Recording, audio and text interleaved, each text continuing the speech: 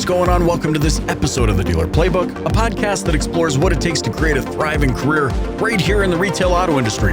I'm your host, Michael Cirillo. Today, I'm so delighted to chat with my new pal, Jennifer Worsley, who is using Instagram to build a juggernaut personal brand. Let's do it. All right, well, this has been a kind of a long time coming. I am a jerk. I will fully publicly admit that I stood you up the first time. It's totally great. for which I still lose sleep. I lean over to my wife and I'm like, I can't. I'm the worst person. I stood her up. Thank you, though. A testament to who you are and why I'm so excited to have you on the podcast today.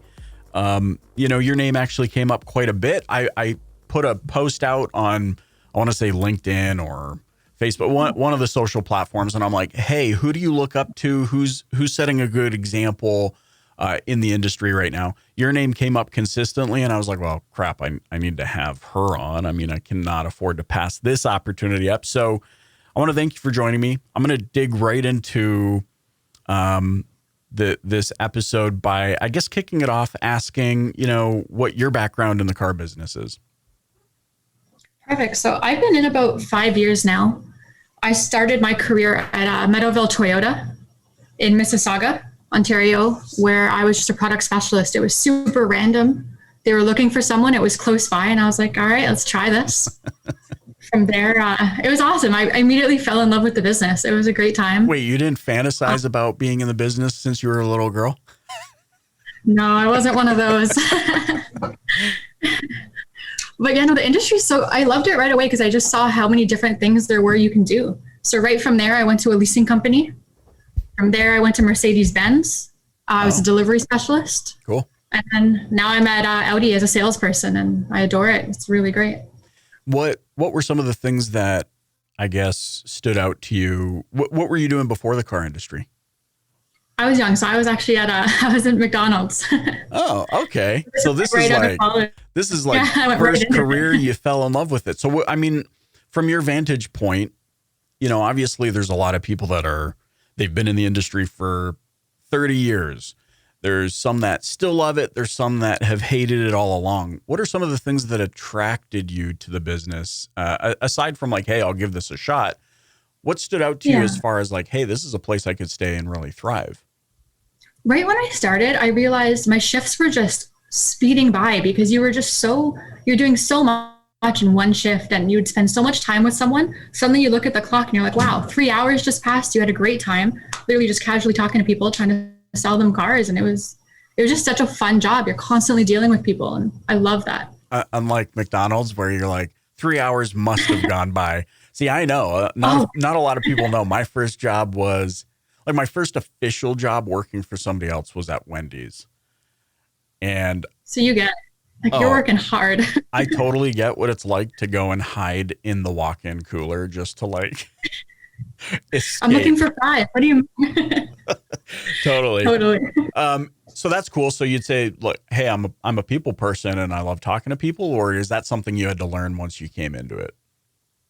No, that's always been me. I love being social. I love being with multiple people. I just think it's a great time compared to those jobs where you're just kind of by yourself. With the car industry, you're with a bunch of coworkers, you're with a bunch of customers. It's really a great job.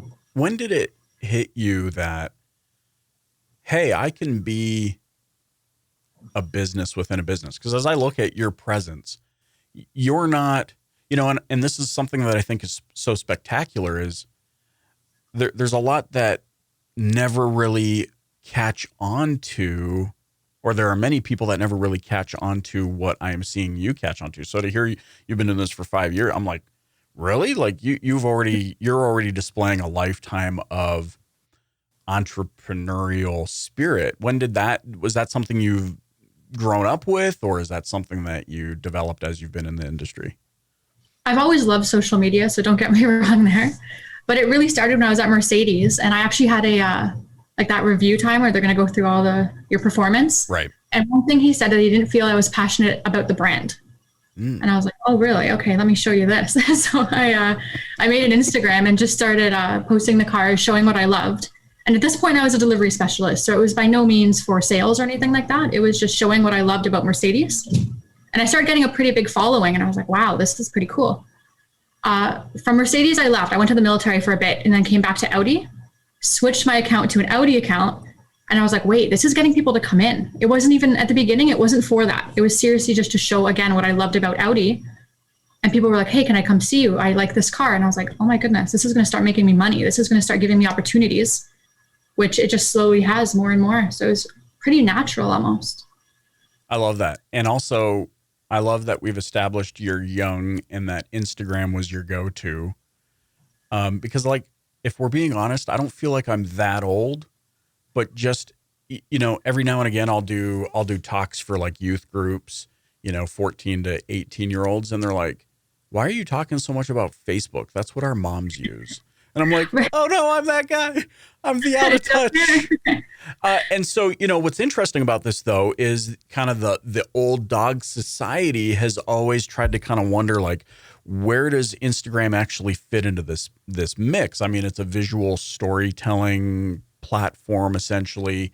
It's not like Facebook per se, and maybe, and hey, jump in and be like, Cirillo, you're wrong. That, like, don't be a fool here. But what I see is like Facebook is where people like, the trend is people give these long drawn out diatribes of how awesome their life is. And on Instagram, it's like, yeah, you can do that. The formatting doesn't really look that great if you were to write a big, long thing, but it's about showing pictures. So at what point, in that journey of, hey, I like social media and I'm going to use this to grow my brand, to the realization of like, oh, people are actually coming in off of this. Did that realization shift the way you used social media? I tried to. So a lot of people wanted me to start doing these videos and walk around videos and, hey, Jen, make a 7-minute video about this car. Right. And I tried and I was like, that's not fun to me. I always just want to do what's natural and easy and fun. Yeah. So I just tried to not a lot change. It just became what I want to post. And sometimes that changes naturally. Every couple months I'll get really into something different, but so no. Yeah, I've got your Instagram in front of me. So for those that are listening to the audio only version, no, I am not ignoring my guest. In fact, I am pulling up her Instagram. I'm looking at it on my phone right now as you speak. I think, and I'll even speak from my own experience. Sometimes I fail to understand, like, here's a perfect example. And I love this. It's a picture of your legs wearing these awesome black heels, right? In front of, I don't know what the model is. Maybe if I read it, I would be able to tell. The A3. Yeah, A3 wagon, e-tron. I think a lot of people struggle with understanding how posting something like this translates to what you just said about people are coming in off of this. What's your take? Like, how do you decide what you're going to post? It's so all over the place. Like, it really is. I'll just be at work one day and I'll pull out a coworker. I'm like, hey, take a photo of this. They all get pretty annoyed because I'm always grabbing them for photos. But to me, it shows how cool that car looks. And it shows to a woman, like, how great is this car? Like, look at these shoes. Look at this. Like, it's just for fun, right? It's whatever I think I want to see. And I go off that. It really is kind of a testament to something that I believe so deeply in, which is create the content. The content will find your audience. And I totally throw some hashtags, put what you like. And yeah, and I mean, this is nothing to scoff at, right? You think, okay, because like, let's be honest, oftentimes us Canadians kind of get the back seat. We're like the quiet upstairs neighbor to the United States. We don't party a lot. But I mean, you think, okay, I'm an Audi brand specialist in an industry that is male dominated, in an industry that usually has a pretty bad rap for whatever. Like, we're still trying to overcome that. And then here you come, you just sneak by in the last 5 years, right down the middle, 11,300 and change followers on Instagram, 557 posts. So what I want to ask you is, how do you overcome, or have you overcome, oh man, I only got 5 likes on this, or, oh, I only got 3 views or whatever. Cause I know a lot of people, and admittedly in the past, I used to struggle with that. I'm like, dude, only 54 people watch my video. This sucks. And to that point, like a lot of people give up. So how have you found overcoming that element of this? That happens all the time, where I'll post one where I actually put a lot of effort into it. Yeah. And I get like, no likes, no comments. And I'm like, what? Then I post the random one and it blows up, right? And you're just like, are you guys kidding me? This was like a 1-second photo. I put so much effort into this other thing. So what do you extract from that? Is it don't overthink it? Is it what do we do with that? I don't even care. I was like, you guys didn't like that one? No problem. You'll like the next one. Like, it doesn't really faze me anymore. And sometimes I'll get a lot of hate on things, which that used to bother me a lot. Like, I get inboxes of people just saying, I don't like this. This isn't appropriate. And now I'm just like, you know what? You're not going to please everybody. You're going to get those trolls and those haters, for lack of a better term, and just laugh it off. Keep going with it. How dare you post a photo of a hat and a water bottle? So inappropriate of you, Jennifer. Or like, I'll do these draws, and if I don't post, like, I realize very quickly I need to post how I choose the winner. Because people would get super upset with me and inbox me, like, how did you choose the winner? And I'm like, oh, like, it was just through a draft. Well, how do I know? I'm like, oh, I'm sorry. I'll post it next time. So it's a lot of just learning curves and learning. If you notice a lot of people don't like a certain thing, you try to curve a little bit to it. But yeah, have you found like contests? Sorry, go ahead. That was it. Have you found contests and stuff like that really work for growing your following? Yeah, very, very much so. How do you put something like that together? I just talked to my boss and I'm like, hey, could we get a couple $100 from the boutique and throw it? Because it advertises Audi Brampton just as much as it advertises me. So it gets people in, and it gets quite a few followers, actually. Every time I do a contest, I get a lot. Did you find that you had to sell leadership on the idea of personal branding yourself to this degree, or were they encouraging of it? No, my boss is honestly amazing with it. When he saw how it was working and how it was bringing people in, it actually turned to getting the other reps encouraged to do it as well. Because it works well.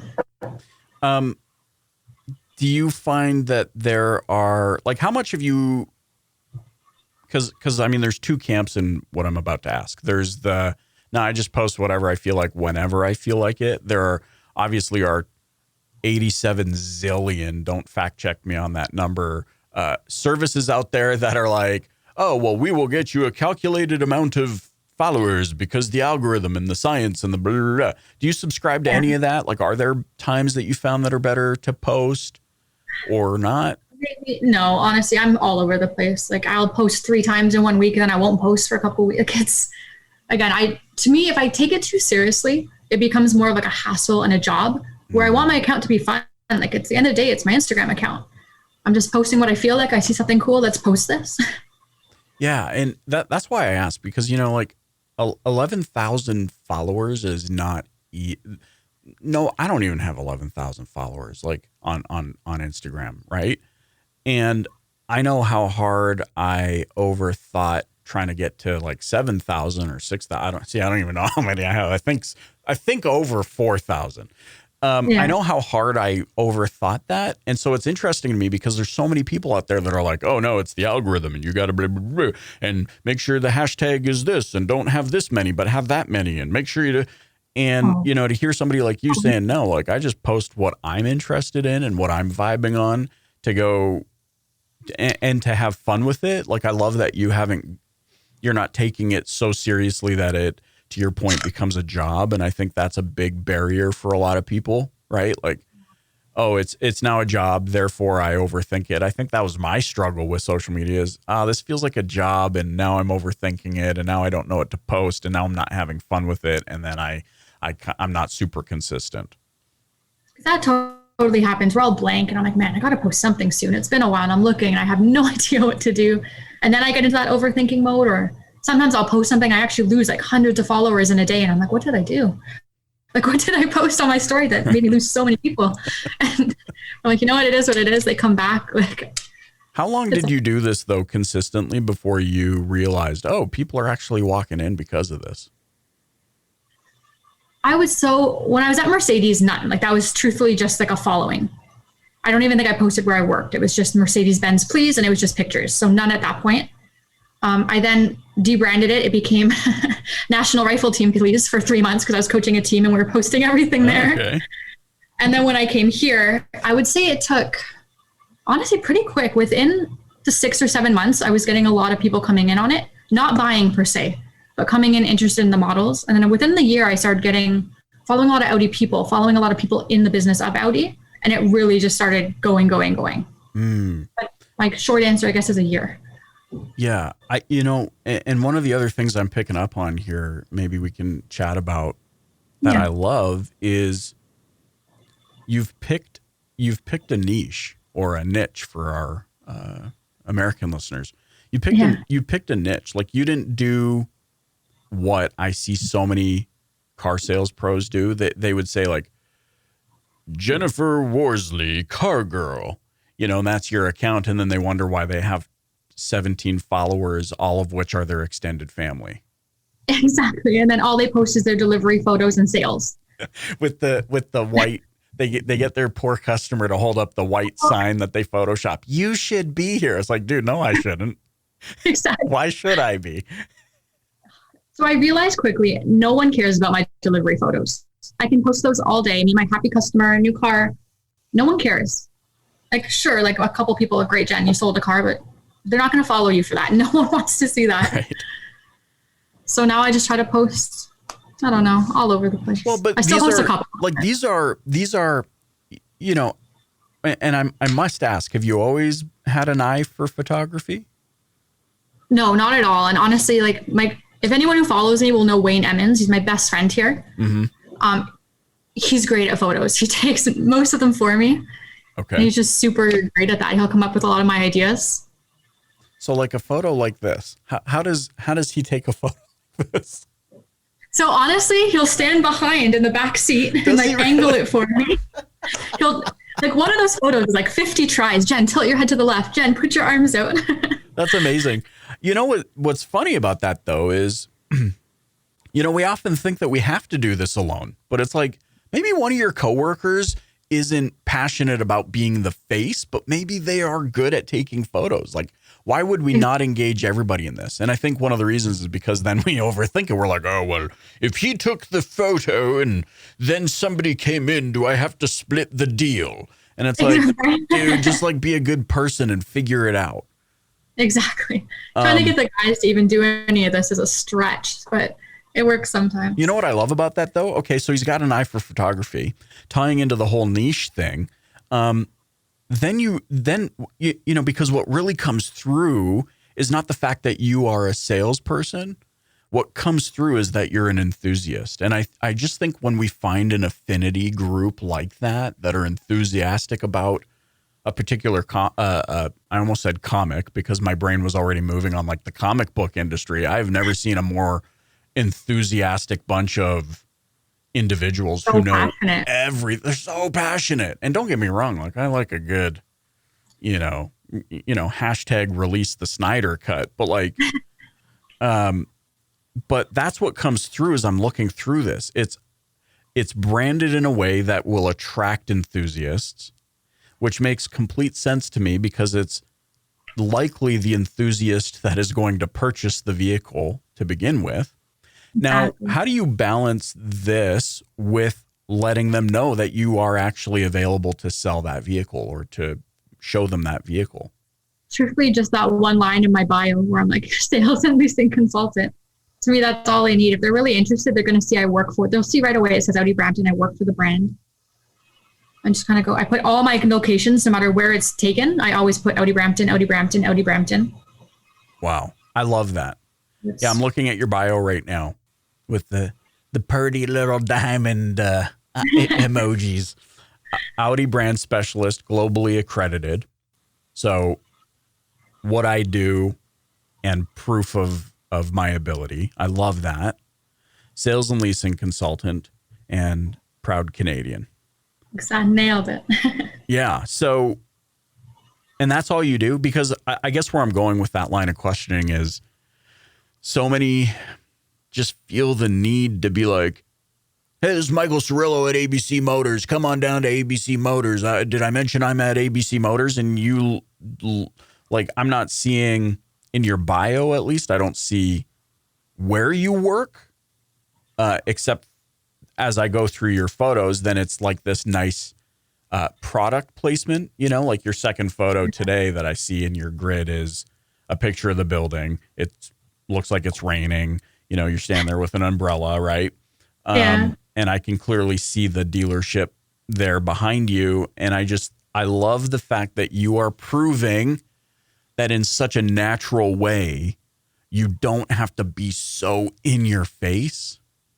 I feel like that doesn't work anymore. Like No. if I just started, everyone who messaged me, hey, yeah, you want to come in? They're going to be like, unfollow, go away. Like, leave What's me your alone. take on, is it a generational thing, you think? I don't even know. I try to treat everyone the way I want to be treated. If I'm asking about a car and the first thing you do is in my face, I'm like, oof, like hard no. Right. Yeah. Yeah. Maybe generation thing. I don't know. What is it? Because the thing that I love that I'm picking up from you is you don't output this desperation thing. Like, oh my gosh, it's I don't even know what the date is. I just got back from Vegas. It's the 18th. Oh my gosh, 18th. We only got 12 more days. What do I do?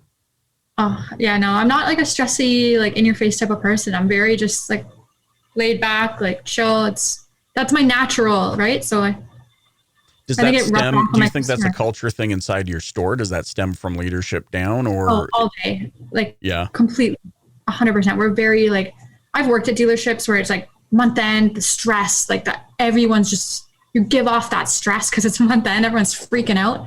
We're here, like my management's truly like, and I don't just try to say this to boost them, but they're amazing, man. Like I could not ask for a better team here. And it goes off all of us. Like we're so close. We're like a big family and amazing. yeah. Here's a question for you. So there's, again, two camps. There's the Grant Cardone camp, and I'm not going to suggest this is wrong, and I'm not saying it's right or wrong. There's the Grant Cardone camp, which is I need to be everywhere. LinkedIn, Facebook, Twitter, Instagram, TikTok, Pinterest, Oodle. I don't know. Everything. Everything. Are you everywhere? Do you feel the pressure to be everywhere? Or is it just Instagram for you? Definitely don't feel the pressure to be everywhere at all. Do I have a LinkedIn? Yeah. Do I have a Facebook? Yeah. Do I use it a lot? Like, Instagram is my main thing. So are you in favor then of like just picking the one that you enjoy the most and just going, pedal to the metal on that one? If you're using everything, how are you going to keep up with all of it? You know how many hours that would take you? Like Instagram, what I use, and there's enough. Like to go through inboxes there can get timely, right? Yeah. But now to check my Facebook, my LinkedIn, make a TikTok, like no chance. I'd rather just focus on one and have fun with it. The second you, like we talked earlier, you start making it a job when you're putting it everywhere, and then you're going to get no results because you're trying to focus on so much at one time. You're going to be a master of none of it. Yeah. And it's just going to be a mess. What's the term? Jack of all trades, master of none. That's exactly what I was thinking. Yeah, exactly. Yeah. I wonder if that's a Canadian. Do we, people will have to let me know when I post this, let me know if that's a Canadian saying, because we seem to ride that same wave pretty quick. That's exactly where my brain was at. Which is cool because I think that also feeds into, which is really interesting. That narrative feeds into, for me, almost a mental health narrative, which is I see people that are trying to manage their brand and they're trying to be everywhere, and it's driving them insane. They check their phone 7,000 times a day. And we forget that like these app developers, Facebook knows the psychology of how you use the app. They know everything about how you use their app and across 2 billion users, and they know how to make that app more addictive. Same thing with Instagram, same thing with LinkedIn, same thing with all of them. They know how to keep you in that app and scrolling. And so, what do we find is we find people that wake up first thing in the morning, and I've been guilty of this for sure. And the first thing you do is you check your social media because the FOMO, right? Or you check your Instagram because did I get any direct messages? How do you navigate the balance there? I'm bad for it. I'm not going to lie. Like, I'm definitely one of those people. Like, I make an effort when I'm with my friends to put my phone away. That's one thing I do. But when I'm at work, like, my phone's in my hand at all times. Like, my phone is my tool for everything. So I'll admit, I'm scrolling all day. I'm chilling. Like, I love it. But it's a casual for me. It's not like, oh my God, did I get something? I need to do this. It's just, I enjoy being on it. It's like a stress relief almost, just scrolling, chilling. Do you deal with the competitive, like you see somebody else that's doing something and you're like, crap, now I got to do that? Or do you have the blinders on and you're like, no, here's what I do, and this is all that matters? If I like it, I'll message them and be like, hey, this is awesome. Okay, I'm totally taking this idea. Like, good for you. Like, to me, it's not even a competition, because it's more like we're all doing the same thing. We're all out for the same. I like seeing other people doing well like that. And I'm just going to message them like, okay, I totally steal this idea. Like, this is great. Yeah. Have you found the interactions? So people that come in who say, oh man, yeah, we follow you on Instagram. Have you found those interactions in the sales process to differ than those that maybe just walk in? They're so much easier because we almost have that relationship already. They've been seeing me. They know who I am, like, quotes, you know what I mean? But it's always easier because we have that relationship right off the bat rather than a walk-in where it's so fresh. Yeah. So right. And you're almost having to convince them. Exactly. Have you ever experienced, because you do have this following, and again, you can be like, Cirillo, stop talking. You're an idiot. And I won't take offense to it. I'll probably agree. Have you ever dealt with the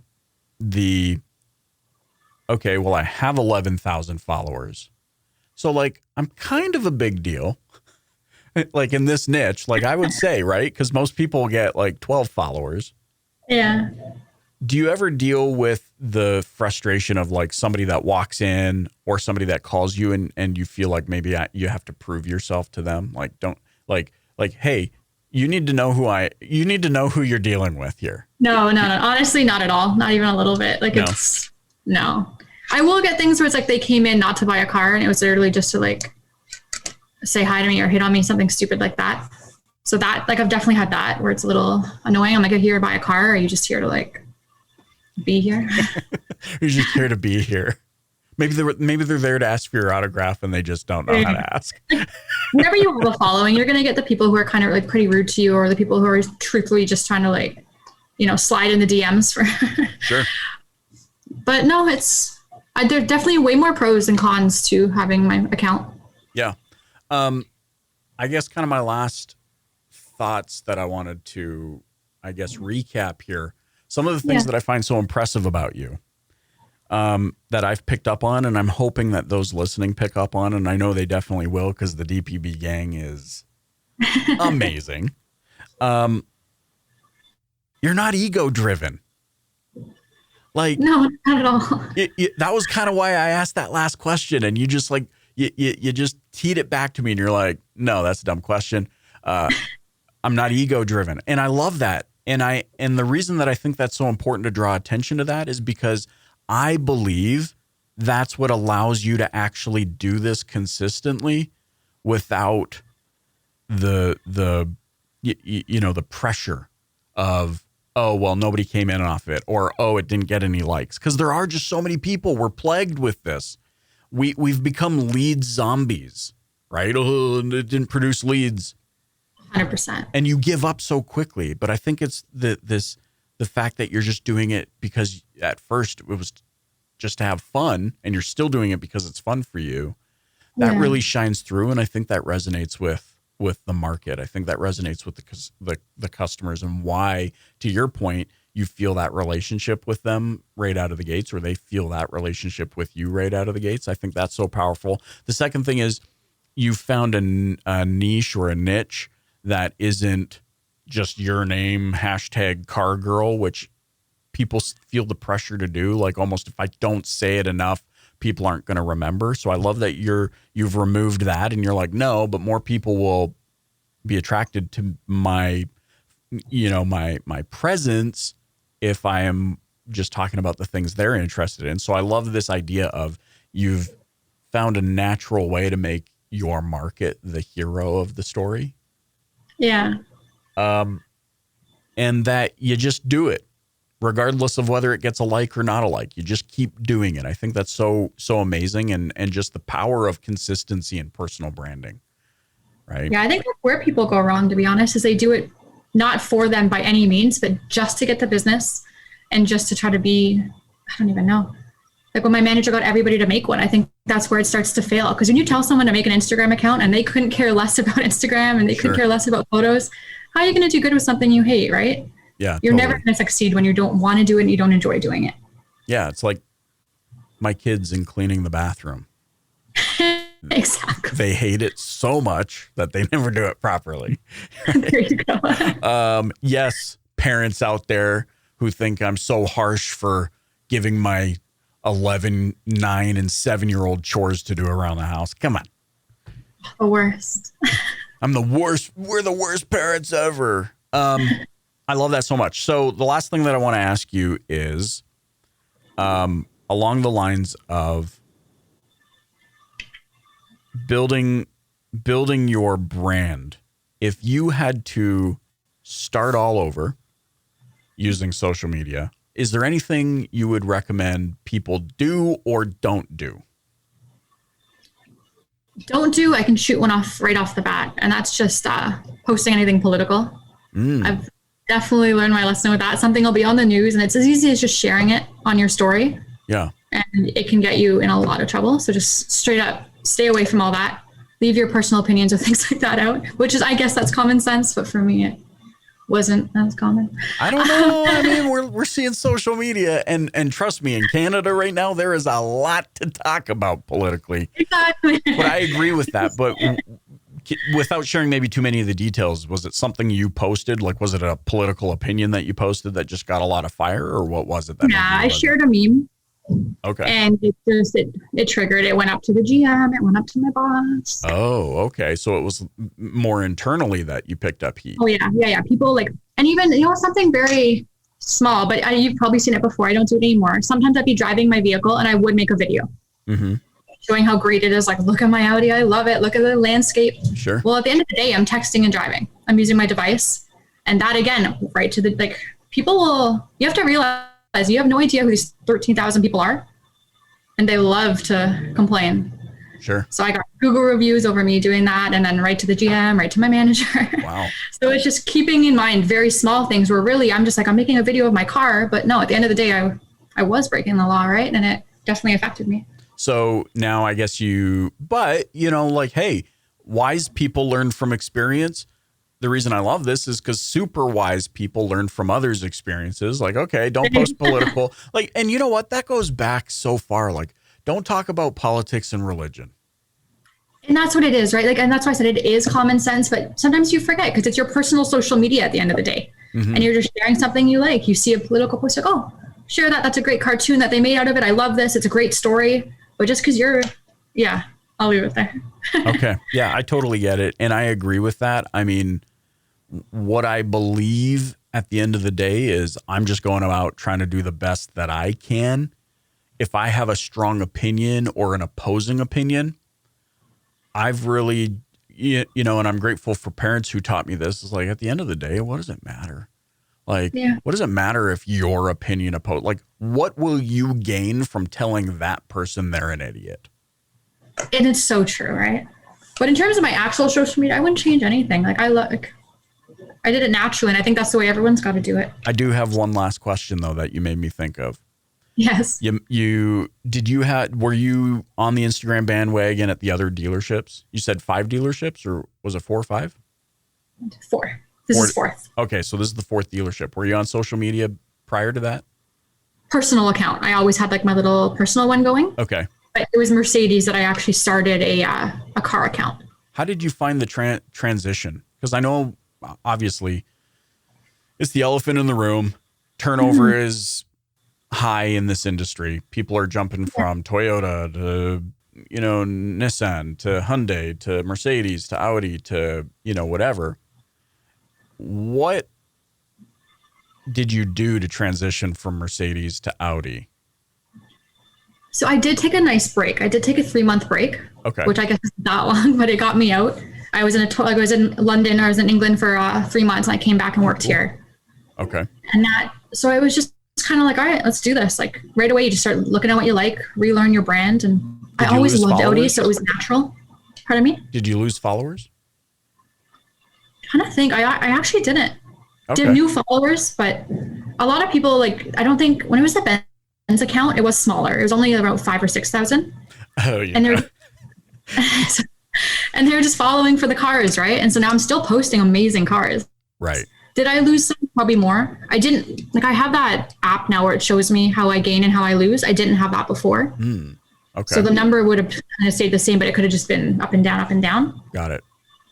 Okay. Yeah. And I'm going to ask you about that in our post-show exclusive interview for those that are part of the DPB Pro community. I'm going to ask you all about that app and more about your process. So, hey, listen, if you guys are listening and you're like, oh, man, I want access to that, then you need to apply for membership in the DPB Pro community on Facebook. We'll get you plugged in where you get access to that oh so juicy question I will ask after we are done here. I think that's really interesting too, because again, it speaks to the importance of personal branding. I think so many people are so caught up on the fact that they have to sell the car, that there are only 12 days left in the month and they have to push a unit, that it clouds their judgment of what they post, and it eliminates them from being able to build a relationship. And what I just heard you say, kind of reading between the lines, is, yeah, I did make the transition. I didn't lose a lot of followers, if any, because of, some of the things that we talked about earlier in the episode, just some character traits that I picked up on that I think are amazing. That you're able to have fun and just focus on building the relationship. And at the end of the day, they have built the relationship with you, not the car you sell. I totally agree. So I think that's really important for those listening to understand, is that you might be making a transition. You might be overthinking what you have to do to go from a Toyota to a Nissan dealer or something like that. You need to be more focused on creating content that builds the relationship, not between them and the vehicle, but between you and them. And that relationship is what will transcend everything else. Oh man, thank you so much for joining me on the Dealer Playbook. This was amazing. How can those listening or watching get in touch with you? Well, through what we've been talking about, the Instagram. Yeah, you can follow me on LinkedIn. Follow me on LinkedIn. My Instagram is just at Audi Please. And I'm at Audi Brampton in Ontario, Canada. Amazing. Jennifer, thank you so much. Thank you.